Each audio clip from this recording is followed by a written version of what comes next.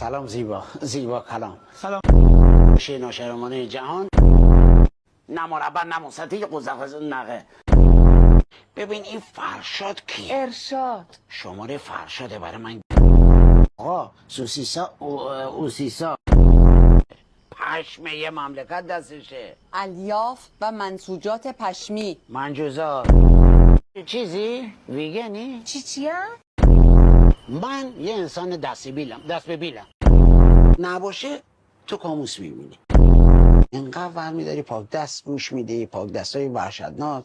آخه چشم کف پاد انگار کتبا گره میره. ماشالله. عمه فدای تو بشه، عمه فدای لباسای تو بشه. خوش سردار جنگ نابرابری براری دا بازی جنگی دارمی توی لشکری براری. بلند شو زشته. اینا با شعور داشته باشن. بچگی کردن تو بازار کردی فدای تو. نمیخوام. نزنید. دست رو من نزنید. به من دست نزنید. واسه حرف میخوام.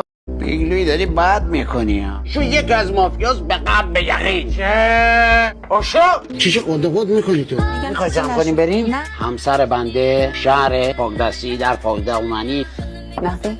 آنجا خواستم نمیشنوی. فدا بشم من. تاهره به من گفتی طاهره؟ گفتی طاهره؟ دختر محمود نقاشو صدا میکنی؟ نخی واقعا گفتی طاهره؟ بابا من دارم شاگرد بچه رو صدا میزنم. تاهره چیه؟ تاهره پسر تاهره بیا. اینه میگم بابا.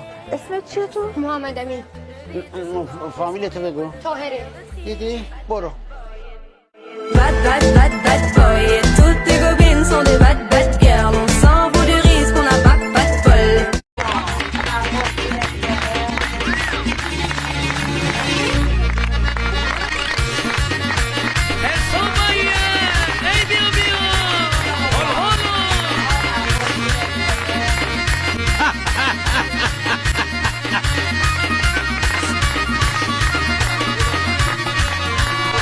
خداوند آخره خداوند